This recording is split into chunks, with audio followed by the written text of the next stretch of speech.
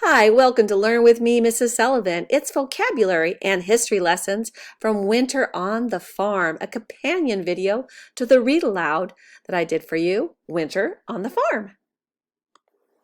Once upon a time, a little boy named Almanzo lived on a big farm in the New York countryside. Almanzo's family is quite well off. They have a very large house and a very large barn. This is where they would keep the carriage, and here's where they keep the animals. And you can see a very big house that looks like it's had additions, extra parts added on later as the family grew. Almanzo lived on the farm with his father, his mother, his big brother Royal, and his big sisters Eliza Jane and Alice. Now here in this picture we see a wash basin. We'll hear about Almanzo using that later, but there's no running water, so this is what they used instead. It was winter time on the farm, and the air was still as ice. The farmhouse roof was covered with snow, and great big icicles hung from the eaves as Almanzo and Royal hurried to the big barn to start their chores. So here we have a nice use of language. And the air was still as ice. Ice does not move, and also it's cold, so it really gives us that feeling. The big icicles hang from the eaves of the house. These overlapping parts right here are the eaves. Almanzo always went first to the horses to touch their velvety noses. The horses all knew Almanzo, and their eyes shone softly when they saw him. How he longed to run his hands along their smooth necks. But father did not think Almanzo was old enough to take care of horses yet. So Almanzo put a barn frock on over his good school clothes and went to help Royal make clean beds for the cows and the oxen and the calves and the sheep. They did not have to make beds for the hogs because hogs make their own beds and keep them clean. Now here's a technique the author uses a lot. By putting the word "and" in more than is necessary, it makes the list of things seem longer. Cows and the oxen and the calves and the sheep, and even using the word "the." Now here's a great chance for us to infer. Here we see the word barn frock. Barn frock. Well, we don't know what that is, but if we use the picture, we can see that they put this on over their school clothes. So we can infer that this, kind of like a very long jacket or coat, is what they call a barn frock. In one stall were Almanzo's own two little calves. One calf had a white spot on his forehead, and his name was Star. The other calf was bright red all over, and Almanzo called him Bright. Almanzo scratched around their little horns because calves like that. When their horns are growing out, it gets a little bit itchy, so they do love to be scratched around their horns. Next, it was time to do the milking. Almanzo took his own milking stool and sat in Blossom's stall to milk her. Swish, swish, the milk streamed into the pail, while the cows crunched their carrots and the barn cats purred. Here, using the swish, swish really helps us to feel like we're there, and even the milk, it streamed into the pail. It didn't just go into the pail, it streamed, and a stream, of course, is a wet river, so that really helps us get that image of the milk. Also, the author has used alliteration, the same sound at the beginning of words. Cows crunched carrots. And that even sounds kind of crunchy. Cows crunched carrots, because the k sound reminds us of crunching.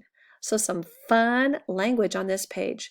Next, I want to talk about this right here. This is a lantern. It's a tin lantern. So tin is a type of metal, and you punch little holes in it like this. It has a little door, so inside you put a candle. Now you want to have your candle not get close to the straw because you do not want to start a fire. There's a little handle on top so you can carry the lantern around or hang it up like you see here on some kind of hook. So this allows the light to come out, but keeps any kind of flames or sparks safe inside of the tin lantern. After Almanzo is finished, Father said, "You're a good milker, son." Almanzo kicked at the straw on the floor. He was too happy to say anything. Here we see the lantern again, and these are the rakes that they use to move the straw around. And next I want to talk about these.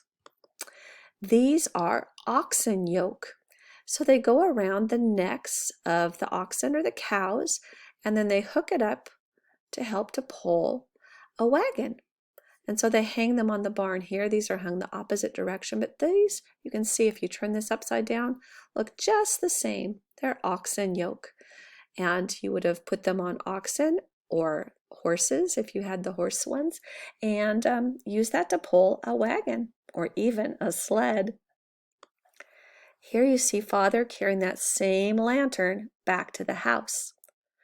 Almanzo and Royal waited while Father took the shining tin lantern and made sure that everything in the barn was snug for the night. Then they walked through the cold night to the house. Almanzo was glad to get into the warm kitchen. First Father, then Royal, then Almanzo took turns washing up at the wash basin.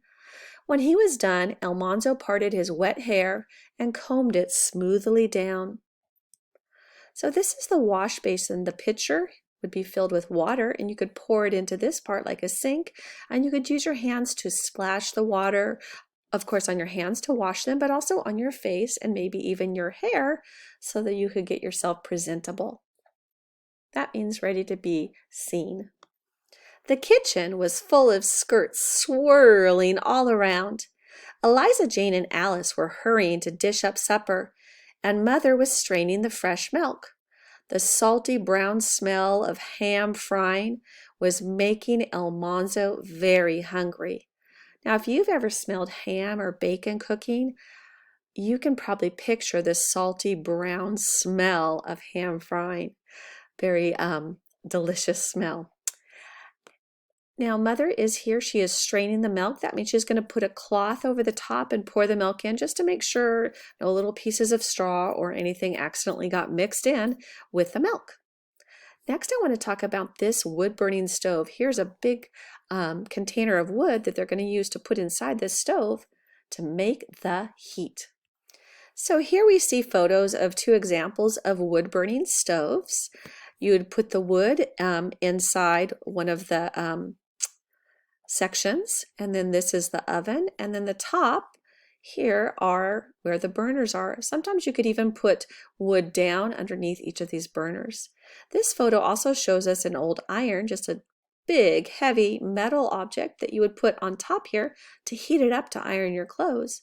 And here, of course, is a pot or a tea kettle like you see here that you put on top to heat up your water.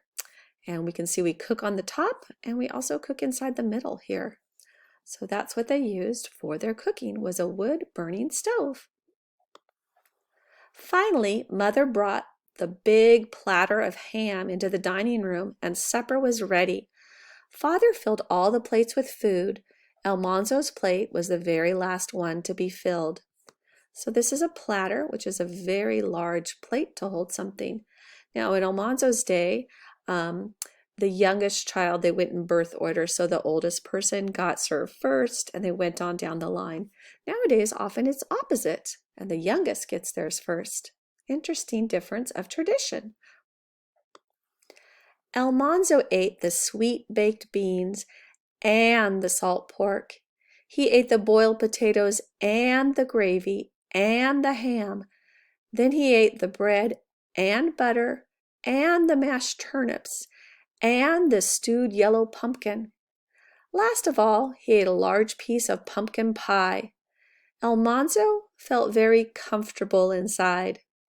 Now here again, the author spread out the list of things with the word "and" to really show how much he ate.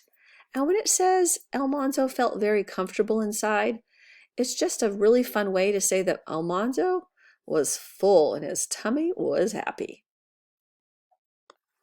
After supper, Father brought a big pitcher of cider and a pan full of apples up from the cellar, and Royal popped some popcorn over the coals in the iron stove. Mother knitted and rocked, while Eliza Jane read aloud from the paper, and Alice did her sewing. Almanzo sat by the stove, eating apples and popcorn.